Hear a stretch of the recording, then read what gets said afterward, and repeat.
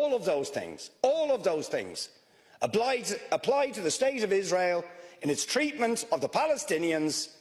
and yet the government is concerned about its use of language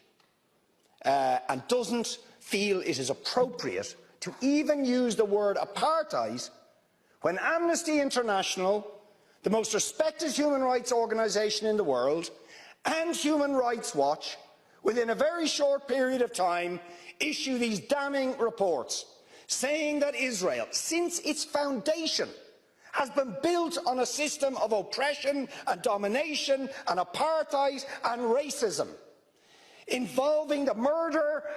of unarmed, innocent civilians on a regular basis, arbitrary detention and imprisonment, land annexations, the displacement of people, the denial of basic fundamental rights to 6 million Palestinians who are displaced outside Israel and the occupied territories, to the right to the return to their homes, to the illegal blockade of Gaza,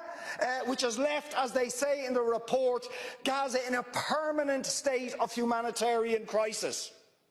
denying people access to food, to water, and treating the Arab population as a whole, the Palestinian population as a whole, as an inferior race. I mean, it doesn't get stronger than this. And yet you want to be careful about your language. You're happy to correctly use the most strong and robust language to describe the crimes against humanity of Vladimir Putin, but you will not use the same strength of language when it comes to describing Israel's treatment of the Palestinians, when it is now being documented and detailed by two of the most respected human rights organisations in the world, and indeed has been alleged by dozens and dozens of non-governmental organisations, and to be honest, anybody who looks honestly at the decades of brutal, inhumane persecution of the Palestinians, successive assaults on Gaza,